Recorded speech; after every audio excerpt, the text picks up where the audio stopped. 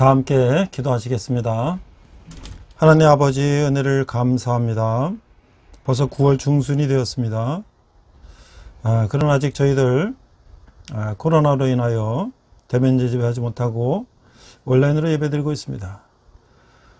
코로나 상황이 속히 호전되어서 저희들이 함께 대면 예배하고 찬양하며 성도의 교제를 나눌 수 있는 그날이 속히 돌아올 수 있도록 인도하여 주시옵소서.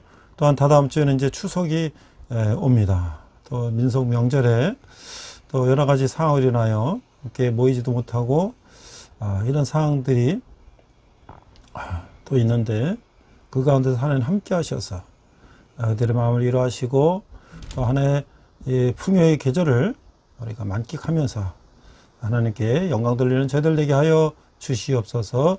감사드리며 예수님 이름으로 기도했습니다. 아멘. 자, 오늘 9월 10일 주일 디모데전서 네 번째 시간으로 우리가 교회 안에서의 다양한 집단에 대한 교훈이라는 제목으로 우리가 말씀을 나누고자 합니다. 오늘 본문은 디모데전서 5장 1절로 3절까지를 함께 읽도록 하겠습니다. 오늘도 자막을 통해서 같이 성경을 읽도록 하겠습니다. 1절 늙은이를 꾸짖지 말고 권하되 아버지에게 하듯 하며 젊은이에게는 형제에게 하듯 하고 2절 늙은 여자에게는 어머니에게 하듯 하며 젊은 여자에게는 온전히 깨끗함으로 자매에게 하듯 하라. 3절 참 과부인 과부를 존대하라. 자, 오늘은 교회 안에서의 다양한 집단, 교회 안에서의 다양한 그룹들이 있죠. 그래서 오늘은 그런 부분들을 같이 우리가 나누고자 합니다. 교회는 다양한 연령 계층이 있죠.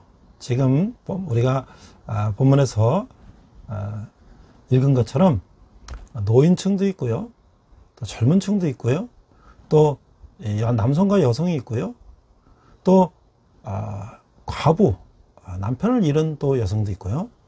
여러 계층이 있습니다. 자, 지금까지 디모데는 개인적인 생활과 목회사역을 어떻게 수행할 것인가에 대해서 교훈을 한 바울은 이제부터 교회 안에 다양한 계층을 형성하고 있는 사람들과 어떻게 관계를 맺어야 하는지에 대해서 말하고 있습니다. 이에 대한 바울의 일반적인 충고는 다양한 연령의 사람들을 자신의 가족을 대하듯 서로 다른 차원에서 대해야 한다는 것입니다. 우리 교회 안에서 형제 자매라는 게 뭐예요? 주 안에서 형제 자매라는 게 우리가 한 가족과 같다는 것이죠. 어떻게 보면은 교회 안에서 우리가 가족들은 멀리 떨어져서 오랜만에 보지만 교회 안에서 매주 이렇게 만나면서 교제하고 같이 또 이렇게 봉사하고 섬기며 이런 교회의 형제 자매가 또 우리 진짜 형제 자매보다 더 가까울 수도 있어요. 첫 번째는 성도를 대하는 태도. 그래서 우리가 1절, 2절, 3절 읽었는데요. 1절, 2절 다시 한번 읽어보겠습니다. 1절, 5장 1절 늙은이를 꾸짖지 말고 권하되 아버지에게 하듯 하며 젊은이에게는 형제에게 하듯 하고 2절 늙은 여자에게는 어머니에게 하듯 하며 젊은 여자에게는 온전히 깨끗함으로 자매에게 하듯 하라. 디모데는 늙은이에게는 자신의 아버지를 대하듯이 거친 책망이 아니라 부드러운 겉면으로 대해야 한다는 것이에요. 젊은이에게는 좀 더 직접적으로 접근해야 됐는데 자신의 형제를 대하듯 그들에 대한 애정을 가져야 한다는 것이에요. 늙은 여자에게는 자신의 어머니에게 하듯 존경심을 보여야 하며 젊은 여자에 대해서는 온전히 깨끗함으로 예절 바르게 자기 자매를 대하듯이 해야 한다는 것입니다. 이렇게 하는 것만이 젊은 목회자를 비난으로부터 지켜줄 것이죠. 자, 이 과부들에 대해서 또 이렇게 이야기하고 있습니다.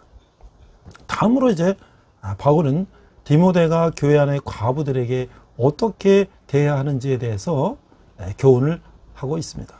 신구약 성경 전체를 통해서 과부는 이방인과 고아와 함께 하나님의 특별한 자비의 대상인 것이죠. 그러므로 그들은 공동체의 그늘 속에서 보호되어야 한다는 것이죠. 오늘날과 달리 이때 초대교회에는 모든 것이 가족 중심으로 농사를 짓고 살았기 때문에 남편이 사별하거나 남편이 없다는 것은 생존이 문제에 달려 있는 것이죠. 그래서 이 교회 공동체가 이제 그들을 함께 섬기는 것이죠. 3절, 참 과부인 과부를 존대하라. 4절, 만일 어떤 과부에게 자녀나 손자들이 있거든 그들로 먼저 자기 집에서 효를 행하여 부모에게 보답하기를 배우게 하라. 이것이 하나님 앞에 받으실 만한 것이니라. 5장 3절에서 4절은 디모데는 참 과부, 즉 실제로 도움이 필요한 과부에게 존대해야 했습니다. 바울은 이런 과부들과 비록 남편은 죽었지만 자녀나 손자가 아직 살아있는 과부들을 구별했던 것이죠. 궁핍한 사람을 부양하는 1차적인 책임은 교회나 국가에 있는 것이 아니라 가족에게 있다는 것이 하나님의 뜻이므로 가족이 먼저 집에서 효를 행하며 부모에게 보답하기를 배워야 한다는 것이죠. 이렇게 함으로써 그들은 자신들이 진 빚의 일부를 부모에게 갚게 될 것이죠. 이런 사무성은 하나님 앞에 받으실 만한 것인 것입니다. 바로 이것이 하나님이 원하시는 복지인 것이죠. 부모가 자녀를 길러서 그 자녀를 양육해서 성인이 되면 다시 성인된 자녀들은 물론 자기가 또 낳은 자식들도 돌보지만 노인이 돼서 생활력이 없어진 부모를 돌보는 것이 그것이 하나님의 복지라고 하는 것이죠. 자, 5절 보겠습니다. 참 과부로서 외로운 자는 하나님께 소망을 두어 주야로 항상 간구와 기도를 하거니와. 참 과부로서 외로운 자는 하나님과 그분의 백성 외에는 그 어느 곳에서도 도움을 구해서는 안 된다는 것이에요. 참으로 도움이 필요한 과부임을 나타내는 표적들 중 하나는 하나님께 소망을 두어 주야로 항상 간구와 기도를 하는 것인 것입니다. 남편을 잃은 후 주님을 섬기는 데만 전력을 다하는 경건한 사람들에 대해서는 깊은 존경심을 가져야 하며, 우리가 이제 누가복음에 보면 2장 36절 37절에 보면 과부 여선지자 안나의 예를 또 우리가 볼 수가 있죠. 그 교회를 섬기고 기도하는 그런 여성을 말하는 것이죠. 그들이야말로 교회가 도와야 할 가치 있는 사람들인 것입니다. 6절, 향락을 좋아하는 자는 살았으나 죽었느니라. 자, 물론 모든 과부가 그렇게 다 경건하게 헌신하는 것은 아닐 수도 있어요. 어떤 과부들은 자신이 과부된 것을 성적 향락을 추구하는 기회로 삼기도 하고 있어요. 어떤 견해는 여기서 매춘의 흔적을 발견할 수도 있다고 주장하기도 합니다. 어쨌든 바울은 육체적 향락에 빠져서 경건한 삶과는 대조적 생활을 하는 것은 과부들로 하여금 살았지만 죽은 상태로 전락하게 하는 것임을 지적하고 있는 것입니다. 이런 음란한 생활을 선택하는 사람들 속에 영적 공허가 있음을 알게 된다면 바울이 말하는 요점을 알게 될 것입니다. 이런 생활에 빠져있는 과부들은 과부 명단에서 제외해야 마땅할 것이라는 것이죠. 자, 7절과 8절을 읽어보겠습니다. 7절, 내가 또한 이것을 명하여 그들로 책망받을 것이 없게 하라. 8절, 누구든지 자기 친족, 특히 자기 가족을 돌보지 아니하면 믿음을 배반한 자요 불신자보다 더 악한 자니라. 자, 5장 7절 8절, 여기서 바울은 한 가지 교훈을 넣어서 같은 말을 되풀이하여 이것들을 명하라고 합니다. 바울은 그들로 책망받을 것이 없도록 하기 위해서 과부의 명부에 관한 교훈을 전해주기를 원했던 것이죠. 이 언급은 다소 모호하지만 교회의 과부들을 지칭하는 것으로 보이는 것이에요. 만일 옳지 못한 여인들이 명부에 포함되면 그들의 문란한 생활로 말미암아 온 교회가 비난을 면하지 못할 것입니다. 또한 이 구절은 과부에 남아있는 가족들을 지칭하는 것일 수도 있다는 것이에요. 자신의 가족을 돌보지 않으면 하나님을 안다는 그 어떤 주장도 거짓말이 되는 것이요, 믿음을 배반하는 것이기 때문입니다. 실로 가족을 돌보지 않는 것은 가족 구성원들로 하여금 불신자보다 더 악한 자라는 비난을 받게 만드는 것이죠. 그리스도인이 아니더라도 가족의 의무를 알고 수행하는 이들이 많기 때문이죠. 자, 우리 9절 10절을 또 읽어보겠습니다. 9절, 과부로 명배에 올릴 자는 나이가 60이 덜 되지 아니하고 한 남편의 아내였던 자로서. 10절, 선한 행실에 증거가 있어 혹은 자녀를 양육하며 혹은 나그네를 대접하며 혹은 성도의 발을 씻으며 혹은 환난 당한 자들을 구제하며 혹은 모든 선한 일을 행한 자라야 할 것이요. 자, 우리 여기 5장 9절 10절에 보니까 3절에서 참 과부를 존대하라는 것에 이게 무슨 의미인지 여기서 구체적으로 드러나고 있어요. 과부들은 세 가지 자격만 갖추면 명부에 올릴 수 있었는데요, 이 명부가 정확하게 무엇을 포함하고 있었는지는 알 수 없지만 그것은 교회 봉사를 위한 사무적인 서류일 것이었으며 아마 교회로부터 도움을 받아야 할 과부들의 명단일 것이에요. 어쨌든 명부에 올리기 위해서는 이런 세 가지 자격을 갖춰야 된다. 첫째, 나이가 60세 이상이어야 된다. 60이라는 나이는 그 당시로는 매우 고령이지만 바울은 젊은 과부들을 명부에서 제외시켜야 하는 나름대로의 이유를 갖고 있었던 것이에요. 두 번째는 한 남편의 아내였던 자여야 된다. 이 구절의 의미는 난혼을 금지한 것이에요. 그러니까 이 여러 남자랑 이렇게 결혼 생활을 했던 그런 혼란한 결혼을 방지하기 위해서 이렇게 했던 것이죠. 세 번째 보니까 선한 행실에 증거가 있어야 한다는 거예요. 바울은 경건한 여자를 특정 지을 수 있다고 생각한 요소 중 5개를 예를 들었는데 지금 우리가 읽은 거죠. 이 애들은 그 범위가 가정과 교회와 사회로까지 확대되고 있으며 그 내용이 뭐냐면 첫 번째, 자녀를 양육하며, 두 번째는 나그네를 대접하며, 세 번째, 성도들의 발을 씻으며, 또 네 번째, 환난 당한 자들을 구제하며, 또 다섯 번째, 모든 선한 일을 행하는 자를 말하는 것이에요. 이 명부에 올린 과부들은 경건한 생활에 대한 평판이 널리 알려진 자들이야 했던 것이죠. 자, 이런 분들을 명부에 올려서 도와준다면 그 교회는 어떻습니까? 이런 아름다운 전통들이 지속적으로 이어져 내려갈 것이죠. 11절 12절을 읽어보겠습니다. 11절, 젊은 과부는 올리지 말지니 이는 정욕으로 그리스도를 배반할 때에 시집가고자 함이니. 12절, 처음 믿음을 저버렸으므로 정죄를 받다니라. 자, 5장 11절 12절에 보니까 한편 젊은 과부는 명부에 올리기를 거절해야 한다는 것이에요. 이에 대해 바울은 두 가지 이유를 제시하는데, 첫째로 늙은 여자들은 실제적으로 성생활의 가능성이 희박한 반면에 젊은 여자들은 일상적인 정욕에 직면하고 있어서 그리스도를 배반하게 될 위험이 있기 때문이라는 거예요.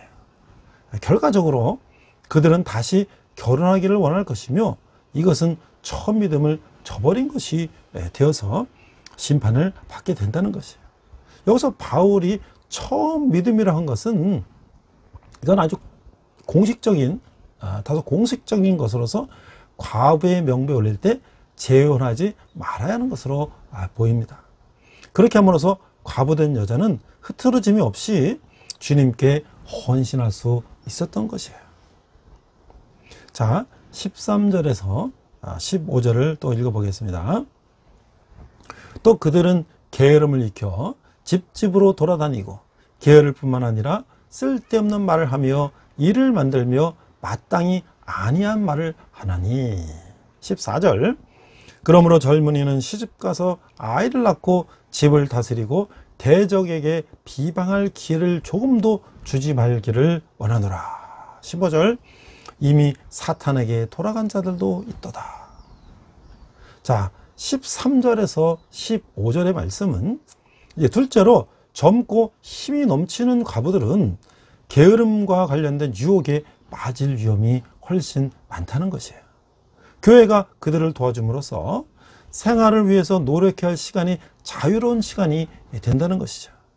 이 시간을 신방과 상담으로 그리스도를 섬기는 데 바치기보다는 집집마다 돌아다니고 게으를 뿐 아니라 쓸데없는 말을 하며 일을 만들어 마땅히 아니할 말을 하기 쉽다는 것이에요. 자, 너무 늙어서 아무런 문제도 일으키지 못할 사람들을 제외하면 할 일 없는 사람이 너무 많은 것은 누구에게나 위험한 것이라는 것이죠. 그래서 바울은 젊은 과부들은 쇠약을 하고 명부에 기록을 해서는 안 되며 차라리 시집가서 아이를 낳고 집을 다스리면서 대적에게 회방할 기회를 조금 더 주지 말라고 충고합니다. 여기서 우리가 늙은 과부라는 것이 명부에 올린다는 것이 교회의 사명을 감당하는 그런 역할이 있다는 것을 우리가 말씀을 통해서 이해하고 있을 것이에요. 그렇지 않고 우리가 결혼하고 자녀를 낳고 하게 되는 사람들은 이제 가서 시집을 가서 아이를 낳고 집을 다스리면서 사는 것이 이 대적들에게 회방당하지 않는 것이라는 것을 분명히 말하고 있어요.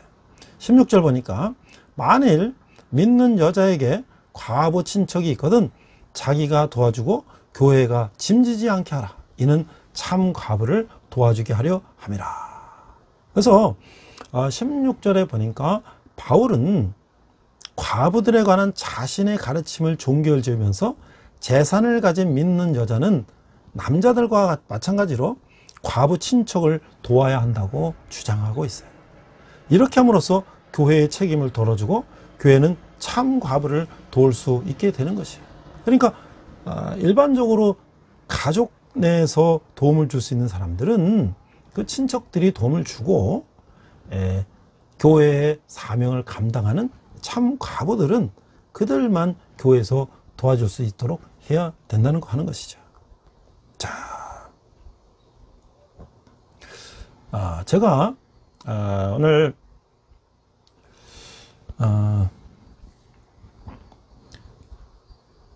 교회 안에 다양한 그룹, 지금은 이제 과부에 대한 문제를 얘기하고 있어요. 오늘날 우리 교회를 보면 교회 안에 다양한 그룹이 있어요. 자, 이 세상에도 다양한 그룹이 있습니다.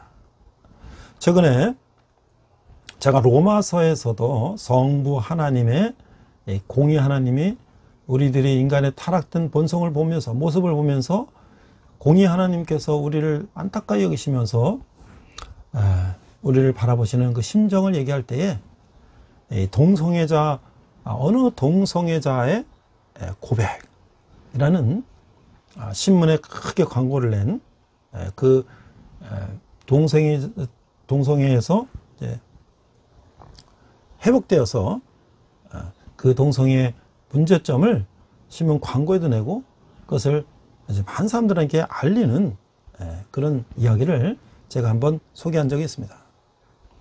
그래서 우리 교회 안에서도 또 이 세상에서도 좀 이런 문제가 상당히 심각한 문제로 되고 있죠. 그래서 이분은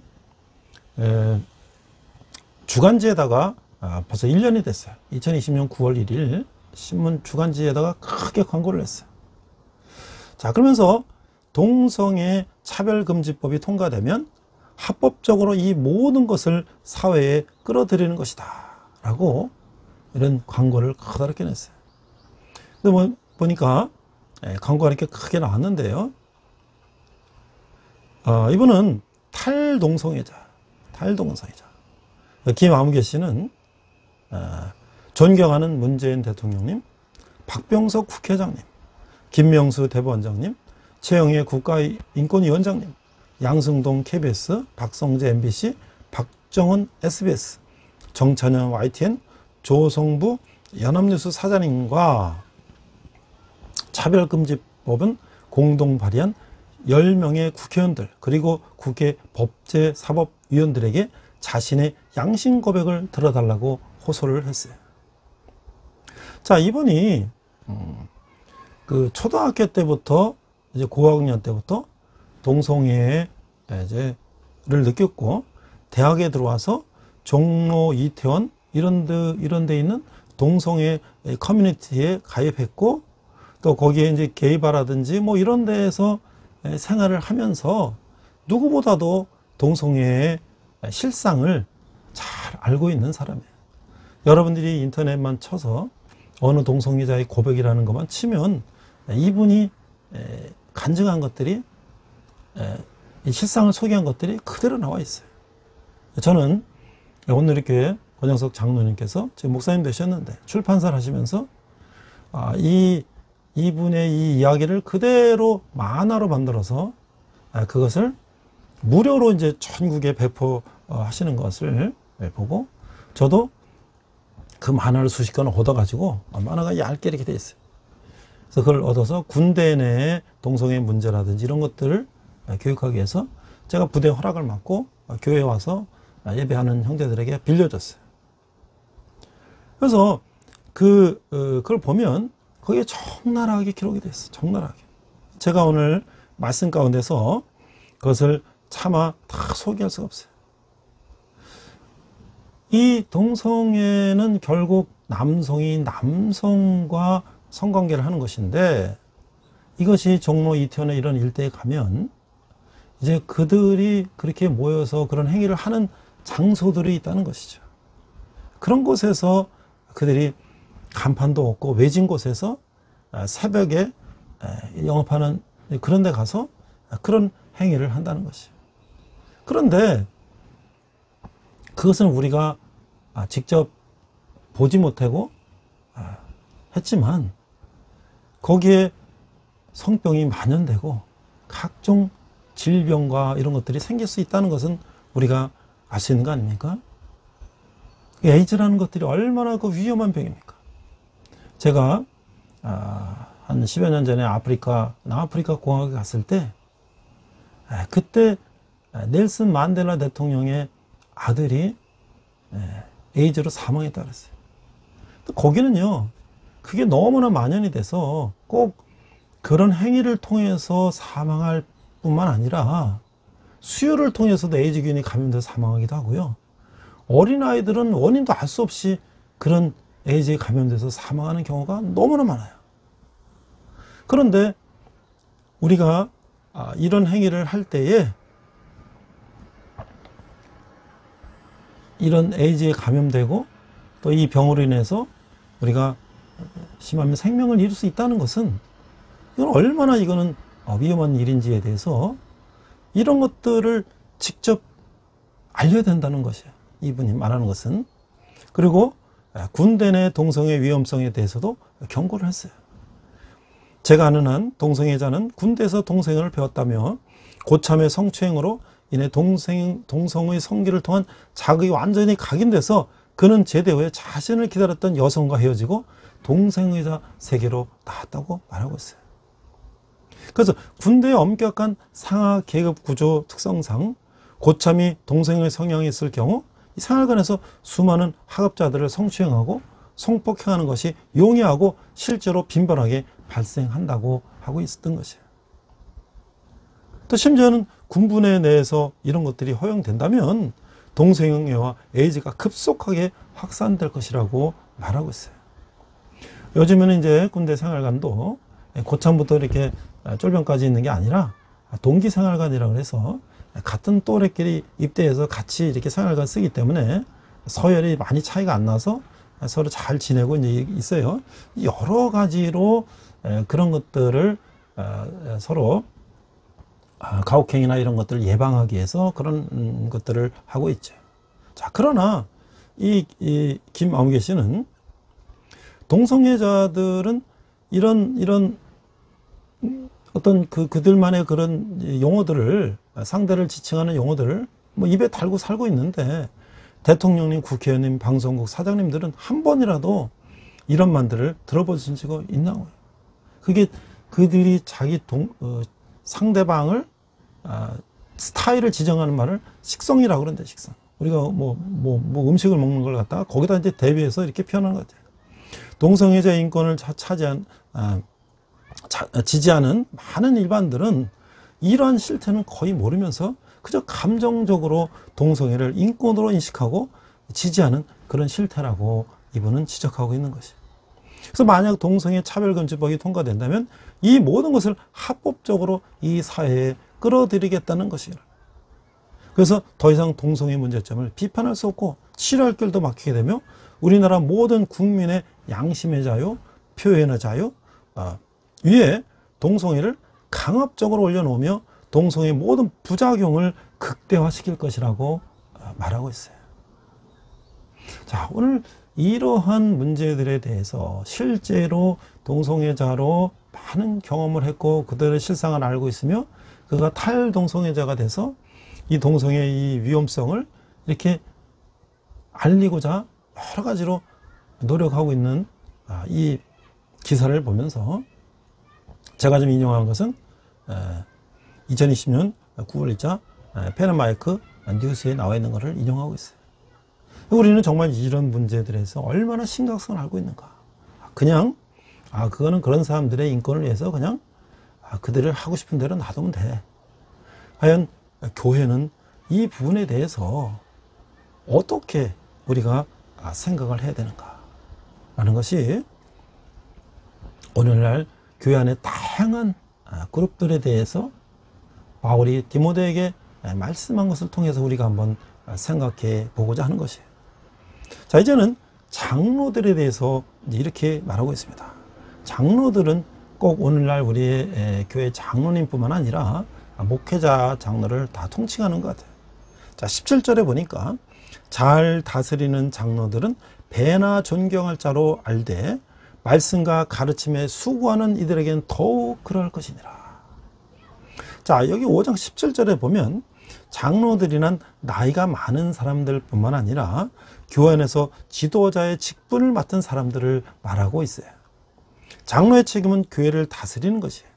집사는 필요한 것에서 도움을 주는 데 비해 장로는 교회의 모든 일을 감독해야 하는 것이죠. 이를 위해서 모든 장로는 사례를 받았던 것이에요. 오늘하고 좀 다르죠? 그러니까 우리가 목회자라고 봐야 되는 것이죠. 특히 말씀과 가르침에 수고하는 이들에게는 더욱 그러했던 것이죠. 지도자의 역할은 진리를 선포하고 가르친 일에만 국한된 것이 아니지만 이 두 가지야말로 가장 핵심적인 사유였던 것이에요. 이 사실은 말씀과 가르친 일에 수고하는 자들을 특히 배나 존경해야 된다는 것에서 잘 나타나고 있죠. 자, 18절을 보겠습니다. 성경에 이르시되 곡식을 밟아 떠는 소의 입에 망을 씌우지 말라 하였고 또 일꾼이 그 삭슬 받는 것은 마땅하다 하였느니라. 이게 뭐예요? 곡식을 밟아 떠는 소의 입에 망을 씌우지 마라. 그러니까 곡식을 밟아서 수고하는 소에게는 그에 상관은 먹을 것을 주어야 된다, 이런 얘기 아니겠습니까? 그러니까 하나님의 일을 하는 일꾼들에게도 마땅히 그 삭을 주어야 한다는 것이죠. 5장 18절은 장로들은 사례비를 받아야 하며 어떤 이들은 2배로 받아야 한다는 것이에요. 그래서 이 두 개의 성경 구절을 지금 인용했죠. 첫째, 곡식을 밟았다는 그 소의 입에 망을 씌우지 말라. 이게 어디서 나오냐면 신명기 25장 4절에 나오는 말씀이에요. 또 고린도전서 9장 9절에서도 또 인용되고 있죠. 두 번째는 일꾼이 그 삭슬 받는 것은 마땅하다. 이것은 레위기 19장 13절과 신명기 24장 15절 그 말씀에도 나오고 있고요. 예수님도 마태복음 10장 10절과 누가복음 10장 7절에서 말씀하고 있는 것이에요.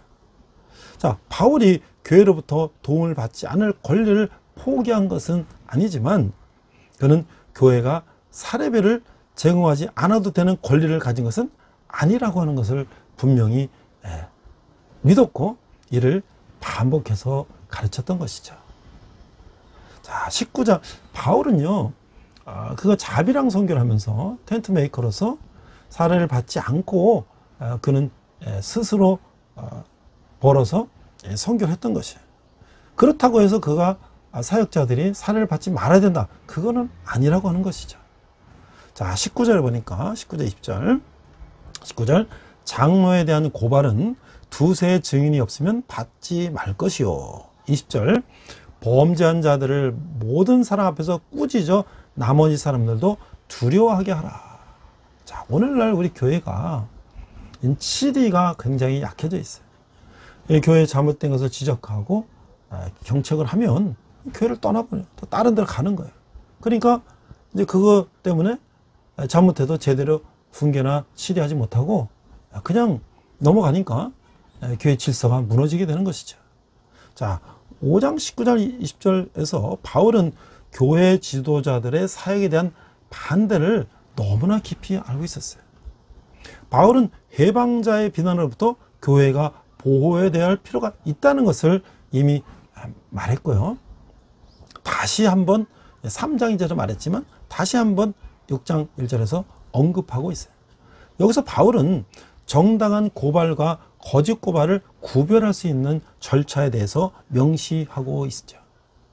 이 교회에서도 이제 지도자들을 무고하는, 거짓으로 고발하는 그런 경우가 있을 수 있지 않습니까? 그래서 두세 증인이 뒷받침될 때 고발을 받아들인다는 거예요. 한 사람이 그냥 얘기하는 것 가지고 그것을 확신할 수가 없다는 것이죠. 그래서 그 똑같은 사례에 대해서 두세 사람이 고발할 때까지는 그것을 받아들이지 않는다는 것이죠. 한 사람이 개인의 감정을 가지고 고발할 수도 있게 되는 것이죠. 자, 만일 그런 고발이 사실로 판명될 경우 디모데는 범죄한 자들을 모든 사람 앞에서 꾸짖어야 한다는 것이죠. 그렇게 함으로써 나머지 사람들을 경고를 받게 된다는 것이죠. 이런 경우에 교회를 통해서 행해지는 하나님의 칠에 대한 두려움은 그리스도인, 특히 지도자가 된 사람들에게는 아주 타당한 것이죠. 오늘날 칠의를 무시하는 것은 범죄한 자와 교회가 함께 해를 받게 된다는 것이죠. 그래서 21절 하나님과 그리스도 예수와 택하심을 받은 천사들 앞에서 내가 엄히 명하노니 너는 편견이 없이 이것들을 지켜 아무 일도 불공평하게 하지 말며. 그래서 바울은 5장 21절에서 편견 없이 지켜서 아무 일도 불공평하게 하지 말 것을 젊은 목회자에게 이제 강력하게 권하고 있는 것이에요.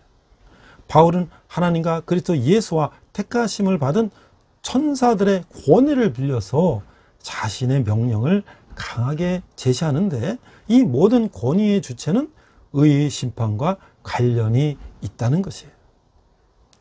자, 22절 아무에게도 경솔히 안수하지 말고 다른 사람의 죄에 간섭하지 말며 내 자신을 지켜 정결하게 하라. 5장 22절은 장로들을 치리한 고통스러운 상황에서 벗어날 수 있는 한 가지 길은 장로로 안수받을 사람을 처음부터 신중하게 정해야 한다는 것이죠. 그래서 바울은 아무에게나 경솔히 안수하지 말 것을 디모데에게 충고하고 있는 것이에요. 잘못된 사람들을 성급하게 장로로 안수하는데 관여한 사람들은 교회에 초래되는 부정적인 결과에 대해서 그 비난에 일단의 책임이 있는 것이죠. 그 어떤 경우에도 디모데는 자신을 죄로부터 지켜야 했던 것입니다. 사람이는 자신의 생활이 정결하지 못하면 다른 사람들의 죄를 다룰 수 없다는 것이죠. 자, 이제 마무리합니다. 23절 이제부터는 물만 마시지 말고 네 위장과 자주 나는 병을 위하여는 포도주를 조금씩 쓰라. 이제 바울은 마지막에 디모데에게 개인적인 이제 충고를 하고 있어요. 아무래도 이제 디모데는 정결을 위해서 이제 금욕주의적인 생활을 하고 있는 것 같아요. 그래서 이 디모데는 위장병과 자주 나는 이 병들로 인해서 고생을 했는데 또는 그가 마시는 물이 질이 좋지 않아서 여러 질병이 생기는 것으로 보여져요. 그래서 바울은 디모데로 하여금 자주 나는 병을 위해서 포도주를 조금씩 쓰라고 말함으로써 정결에 대한 권면을 뒷받침하고 있어요. 물론 이 교훈은 의료적인 목적을 위해 포도주를 사용하는 것뿐이며 음료로 포도주를 사용하는 것과는 이런 아무런 관계가 없다는 것이죠. 24절 25절을 보겠습니다. 어떤 사람들의 죄는 밝히 드러나 먼저 심판에 나아가고 어떤 사람들의 죄는 그 뒤를 따르나니 25절 이와 같이 선행도 밝히 드러나고 그러지 아니한 것도 숨길 수 없느니라. 자, 이 두 절의 의미는 불확실해 보이지만 자세히 이렇게 살펴보면 아주 심오한 내용을 알 수가 있는데 23절은 하나의 삽입구예요. 그래서 24절은 22절과 연결돼서 그 내용을 발전시키는 것인데 모든 사람은 자신의 죄나 선행을 동반한 채로 심판으로 나아가고 있다는 것이에요. 어떤 사람들의 경우에는 그들의 죄나 선행이 그들보다 먼저 앞서가서 모든 사람 앞에서 밝히 드러날 것이요, 어떤 사람들의 경우에는 죄나 선행이 숨겨진 채로 뒤에서 끌려나가서 나중에 알려질 수 있다는 거예요. 그래서 바울은 장로로 안수받을 후보자를 선택하는 것이 매우 어렵다는 것을 밝히고 있는 것이죠. 성급하고 피상적인 접근은 그것이 적극적이든 수동적이든 간에 자격 없는 사람을 편입시키고 자격 있는 훌륭한 사람을 간과해버리는 결과를 가져온다는 것이에요. 그러니 시간이 지나면 사람의 참된 모습이 이러한 관찰자의 눈앞에 드러날 것이라는 것이죠. 즉 누군가를 안수하는데 성급하지 말라는 것이에요. 자, 앞에서 제가 교회 안에 여러 이제 다양한 그룹들에 대해서 얘기를 했는데요. 그거에 대해서 이제 제가 마무리해서 그 부분을 다시 한번 언급하고 오늘 말씀을 마치고자 합니다. 자, 이제 오늘 디모데에게 교회 다양한 계층에 대해서 과부라든지 노인이라든지 청년이라든지 여러 계층에 대해서 얘기하고 있고요. 또 장로들, 교회의 사역자들을 어떻게 세워야 되는 것들에 대해서도 얘기를 했지요. 자, 그러면 우리는 이제 앞에서 제가 언급했던 그런 동성애자들인지 이런 분들을 어떻게 교회는 바라봐야 되는가. 자, 지금 말이죠. 대한민국에서 그동안 차별금지법이라는 것이 어떻게 입법화되려고 하는 과정 속에 있었는지 이런 것들을 한번 바라보고 교회는 그 부분에 대해서 우리가 어떻게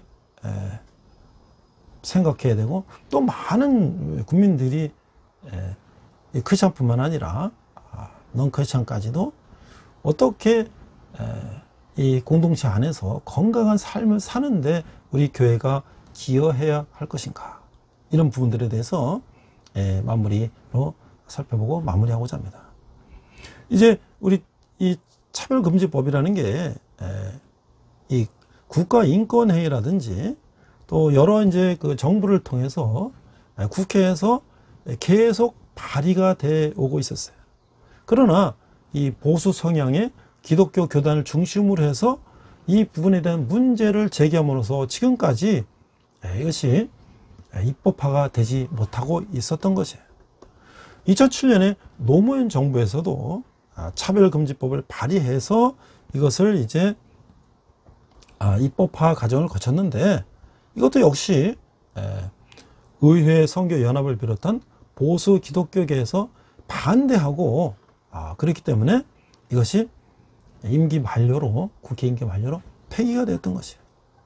자, 이명박 정부 때도 역시 이것이 발의가 되었지만 또 역시 중단이 됐던 것이에요. 그러니까 이 사회적인 여러 가지 부담에 따라서 국회에서 이것을 중단했어요. 그렇지만 또 민주노동당이라든지 또 통합진보당이라든지 또 정의당이라든지 이런 당들은 계속 또 이런 부분을 입법화를 시도를 했죠. 자, 그래서 또 이제 박근혜 정부에 와서도 이제 박근혜 정부도 대통령직 인수위원회에서 국정 과제를 쭉 제시했는데 그 중에서도 이제 이 법을 제정한다는 것을 발표했어요.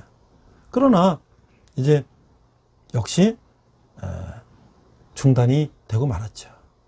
2017년 취임한 문재인 정부에서도 이 부분을 또 이제 이슈가 되었는데, 문재인 대통령은 2월 13일 날 대통령 후보 시절 보수 기독교회 만난 자리에서 자기는 차별금지법 제정을 반대한다고 발표를 했어요.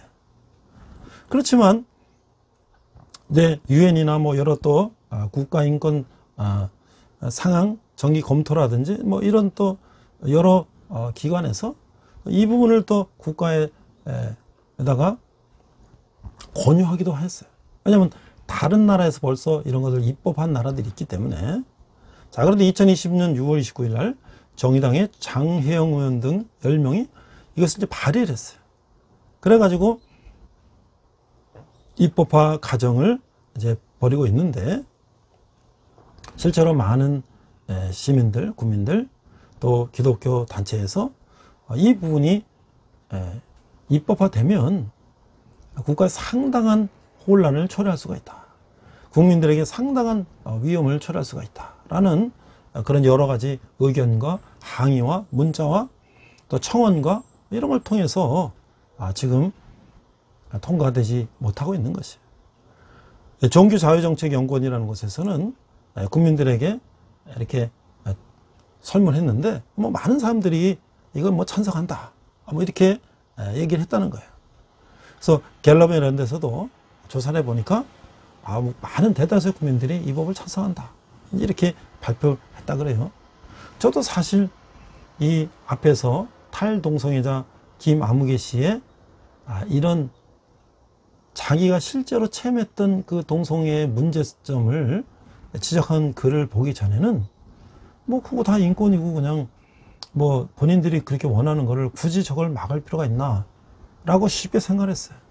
그러나 우리가 이 내면을 들여다보면 하나님의 우리 인간을 창조한 섭리를 벗어나서 우리가 산다는 것은 얼마나 위험한, 또 그거에 따른 부작용, 심지어는 생명을 잃거나 질병에 빠져 있거나, 그래서 모든 그뿐만 아니라 지금 우리가 차별금지법을 반대하는 그 여러 가지 목소리는 그거로 인해서 사회 전반의 시스템이 붕괴될 수 있다고 하는 그런 위험성을 이야기하고 있는 것이죠. 오늘 사도 바울은 왜 디모데에게 조목조목 노인들과 청년들과 과부와 장로들과 이런 것들에 대해서 이렇게 조목조목 가르칠까요? 세상은 하나님께서 우리에게 창조하신 섭리가 있고 또 그런 질서 가운데서 우리가 살아갈 때에 인간이 가장 행복하고 아름답게 살 수 있다는 것이죠. 인간은 우리 죄악된 본성이 있기 때문에 우리가 자기가 원하는 대로 마음대로 자기 소견대로 살고자 하는 욕망이 있죠. 그러나 그것을 우리가 그대로 방치한다면 과연 인간은 정말 인간 이하의 삶을 사는 그런 세상이 될 것이라는 것이에요.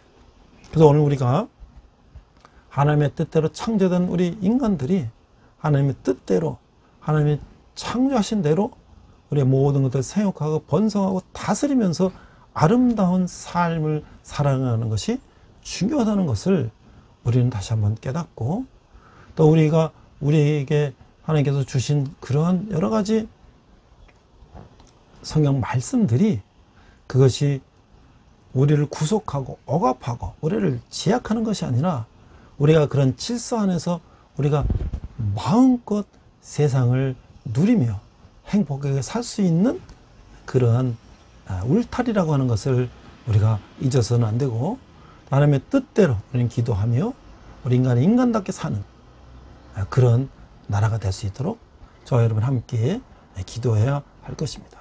우리 한번 기도하겠습니다. 하나님 아버지 은혜를 감사합니다. 오늘 교회 안의 많은 그룹에 대해서 사도 바울은 디모데에게 일일이 조목조목 지적하는 것을 봅니다.